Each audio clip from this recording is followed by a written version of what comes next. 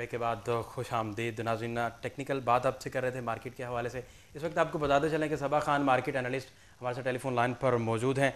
Ma'am सबा, जी ma'am सबा, आप बताइएगा कि मनफी रुझान को टेक्निकली आप किस तरीके से देख रही हैं? देखिए, मैंने जिस तरह आपको कल भी बताया था कि मोमेंटम इंडिकेटर्स वीक नजर आ रहे हैं, ऑल्दो न्यूट्रल जोन में है लेकिन मूवमेंट उनकी वीक है। स्टॉकिस्टिक ऑसिलेटर ओवरबॉट रीजन को टच करके वापस आ गया है और मार्केट में आप देखें किस तरीके से आज नेगेटिव ट्रेंड आया है। शॉर्ट टर्म मूविंग एवरेजेस पिछले कुछ दिनों से मार्केट को सपोर्ट कर रही थी। इसमें 14 डेज, 10 डेज, 4 डेज इंक्लूडेड है, लेकिन इंडेक्स ने आज इनको ब्रेक कर दिया है।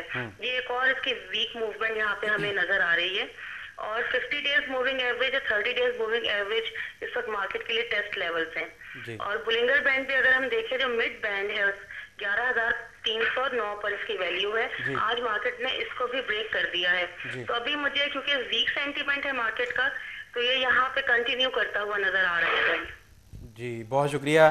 सबा Khan market analyst, royal news, हमारे साथ टेलीफोन लाइन पर मौजूद थी। बड़ी तफसील से बता रही थी कि ये मामला जो है ये कंटिन्यू रहने के भी अंदेशे मौजूद हैं और मनफी बहरान जो है वो सुबह से मार्केट में है। और जब उनका ये कहना था कि ये मनफी रुझान जो है ये मज़ीद कंटिन्यू भी करेगा, तो इससे पता चलता है कि मईशत पर अच्छे खासे जो हैं असरात मुरतब हो रहे हैं। साथ साथ आपको ये भी बताते चलें कि मईशत का सुप्रीम कोर्ट की हायरिंग से बड़ा गहरा ताल्लुक है। मईशत का जो है उसका बड़ा गहरा ये भी ताल्लुक है कि मुल्क के सियासी हालात जो हैं वो किस तरफ जाते हुए दिखाई देते हैं। आपको बता रहे थे, आपको साथ साथ ये भी बताते चलें कि आज का जो पेवट पॉइंट है वो 11,387 है और इसकी अहम पहली रेजिस्टेंस 11,439 है, दूसरी रेजिस्टेंस 11,516 और तीसरी जो अहम रेजिस्टेंस है 11,568 पर हमें दिखाई दे रही है।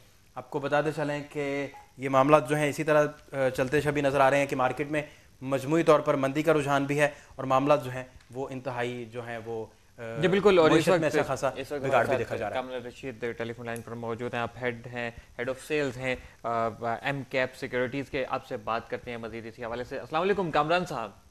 जी वालेकुम अस्सलाम। जी ये बताइए कि जो मार्केट में मुसलसल हमें मंदी नज़र आ रही है, आप क्या वजाहत करते हैं? आप ये मंदी जो है वो क्यों मुसलसल नज़र आ रही है?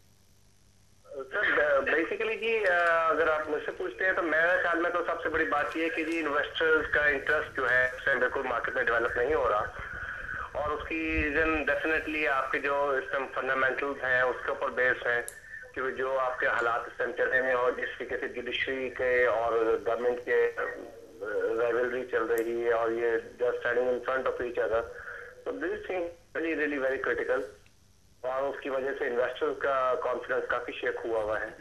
And second reason what I believe, जो अगर आपने कल में और ये इनफैक्ट अगर लास्ट 3 सेशंस देखे हो तो उसके बीच में फॉरेन इन्वेस्टर्स के भी जी आउटफ्लोज ही है और उसकी भी मेन रीजन शायद उनको भी यही नजर आ रही है कि पाकिस्तान में इस टाइम शायद time for investments and just it's better to pull out their self.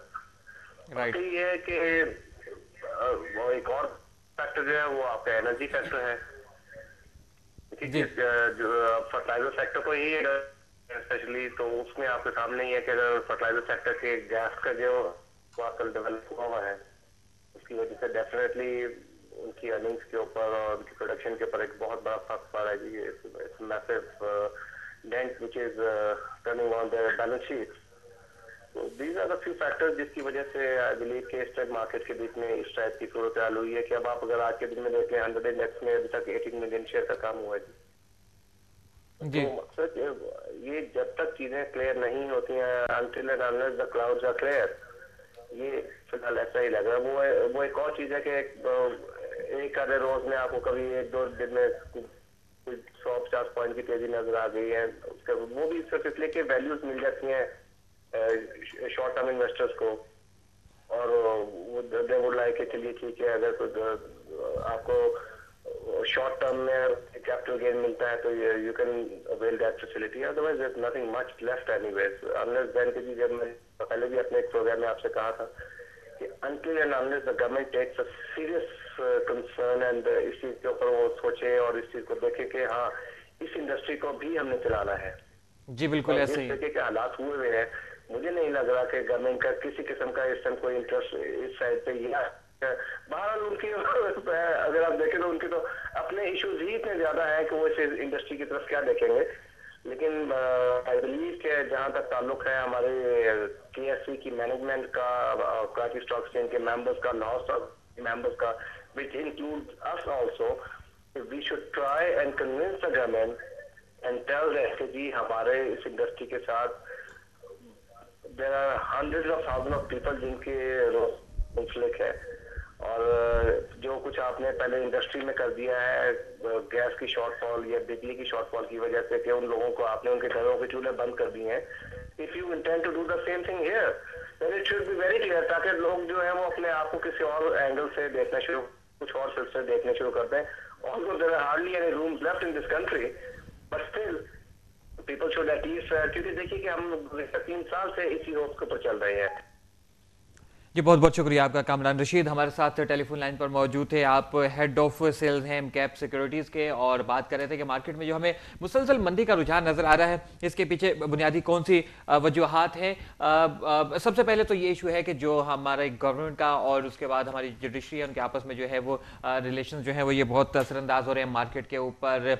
Energy crisis जो है ये बहुत ज़्यादा असरअंदाज हो रहे हैं. इस वजह से जो हमारे इन्वेस्टर्स हैं उनका जो एतमाद है वो मार्केट से फ़िलहाल उठा हुआ है, और ये एतमाद शेक हुआ हुआ है. जब तक ये हालात जो है वो बेहतरी की जानिब नहीं जाएंगे उस वक्त तक मार्केट जो है वो उसमें हम इसी तरीके से उतार चढ़ाव जो है वो देखते रहेंगे. अपने नाज़रीन को बताते चलें कि गोल्ड के मुतालिक साल 2011 दुनिया की मईशतों की माली बहरान और ग्लोबल कैपिटल मार्केटों में मंदी के साथ छोड़कर एहतमाम पजीर हो गया, लेकिन इस पूरे साल में गोल्ड ट्रेडिंग एक मुनाफा बख्श सरमायाकारी के तौर पर सामने आई, और सोने ने ना सिर्फ कीमत में इजाफा हुआ बल्कि कारोबारी हजम में भी खातिर खा इजाफा देखा गया. फी औंस सोने की कीमत साल के आगाज़ पर ही $1,428 पर एहतमाम पजीर हुई और $1,566 रिकॉर्ड की गई, जबकि साल के दौरान $1,920 की बुलंद तरीन सतह पर पहुंची और $500 के बैंड में ट्रेडिंग भी देखी गई. साल 2012 की अगर बात करें तो साल 2012 के आगाज़ पर ही फ़हद अमेरिका और यूरोप में जो है वो कर्ज़ों का बोझ, क्रेडिट और लिक्विडिटी की कमी और मालियाती मार्केटों में मंदी के साए जो है वो नज़र आ रहे थे. और इन हालात में तो आप समझ ही सकते हैं कि जो सरमायाकार हैं वो महफूज और देरपा सरमायाकारी के लिए गोल्ड को ही मुंतखब करेंगे. और ये भी फ़हद एक अहम फैक्टर है कि दुनिया के जो नामवर ब्रोकेज हाउसेज हैं और बैंकों ने जो 2012 के दौरान सोने की कीमत की पेशगोई इस तरह से की है कि जो मार्जिन स्टैनले है उसने यूरोपीय मालियाती बहरान के बायस सोने की कीमत $2,200 करार दी थी, और इस हवाले से मॉर्गन स्टैनले ने सोने की दिफाई फितरत की बिना पर इससे जो है वो फेवरेट लोन्स में रखा था. और UBS के मुताबिक अमेरिका में कम शरह सूद, यूरोपीय मालियाती बहरान, यूरोपीय माशी मंदी, तरक्की याफ्ता ममालिक में मुंजमद शरह नमू और एसेट जो क्लासेस हैं उनके संगीन सूरत हाल के पेश नज़र 2012 में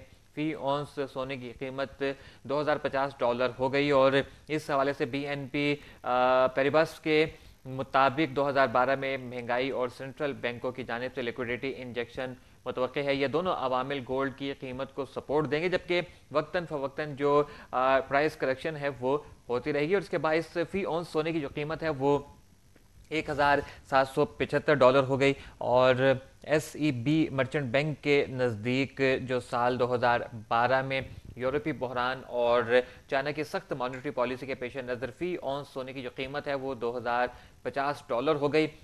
TD सिक्योरिटीज़ के मुताबिक 2012 में करेंसी प्रिंटिंग शरह की सूद की रिकॉर्ड कमी और फिजिकल खरीद गोल्ड की जो कीमत है उसको सपोर्ट करेगी, और औसतन कीमत $1,855 फी औंस रहने का इम्कान है, जबकि लिक्विडिटी की कमी के बायस गोल्ड की कीमत पहली सहमाही में $1,500 तक गिर सकती है. और इस हवाले से ब्रेकलेस कैपिटल ने 2012 के दूसरी सहमाही में गोल्ड की कीमत $2,075 की पेशगोई की है. इन इदारों की पेशगोई के अलावा भी तजियाकार 2012 में गोल्ड की मांग और कीमत के बारे में मुख्तलिफ आरा रखते हैं. बाज़ माहिरीन के मुताबिक 2012 की पहली सहमाही में गोल्ड की कीमत $1,500 फी औंस से कम हो जाएगी और $1,400 की प्राइस से भी देखी जा सकती है. 2012 के दूसरे हाफ में बेहतरी का इम्कान है, लेकिन 2014 तक प्राइस का कोई नया रिकॉर्ड नहीं बन सकता है, जबकि बाज़ माहिरीन बहुत पुरएतमाद नज़र आ रहे हैं. जिस तरह इंडिया और चाइना में गोल्ड के ज़खायर में इजाफा हो रहा है, मुस्तकबिल करीब में इस बढ़ती हुई मांग के पेश नज़र सोने की कीमत में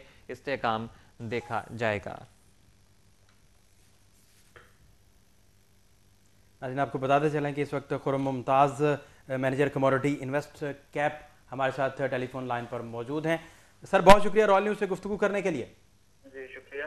अच्छा सर, 2012 में बड़ी मईशतें जो हैं उनमें बहुत ज़्यादा बड़ी मालियाती तब्दीलियाँ नज़र आती दिखाई देती हैं और दुनिया में मुख्तलिफ खित्तों में सियासी तब्दीलियाँ भी नज़र आ रही हैं। इन हालात में होने वाली सरमायाकारी को आप कैसे देखते हैं और गोल्ड की कीमत 2012 में किस कदर उतार चढ़ाव का शिकार रहेगी? ज़रा ब्रीफ इस पे तफसीलन बताइएगा। ये आपने ठीक कहा कि 2012 में काफ़ी चेंजेस आ सकती हैं इंटरनेशनल पॉलिटिक्स में और इकोनॉमीज में। अभी जिस तरह हम देख रहे हैं अमेरिका का थोड़ा सा ये जो इलेक्शन आ रहे हैं 2012 में, उससे भी काफ़ी उनकी इकोनॉमी जो है मेजर रोल प्ले करेगी कि कौन कौन सा कैंडिडेट क्या नए लाता है, कौन सी नई तजवीज़ देता है जी। और यूरोप के हालात भी हमारे सामने हैं कि उनमें वो यूरो जो है वो बिल्कुल स्टेबल नहीं हो रहा, बल्कि 2 दिन से तो मजीद पिट गया है जी।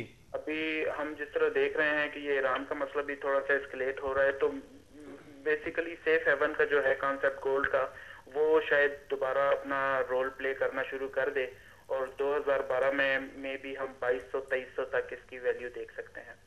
बहुत शुक्रिया खुर्रम मुमताज़ साहब, मैनेजर कमोडिटी इन्वेस्ट कैप हमारे साथ टेलीफोन लाइन पर मौजूद थे। बड़ी तफसील से हमें बता रहे थे कि 2012 में हालात जो हैं उनकी संगीनी जो है गोल्ड पर भी उसे सेफ हेवन नहीं कहा जा सकता। नाज़रीन, मार्केट की वैल्यूज़ आपने जानी, तजिया निगारों की राय से भी आपको अपडेट आपको किया हमने। आपसे मुलाकात होगी कल। मुझे और शबीउल हसन को दीजिए इजाज़त। अल्लाह ने के बाद।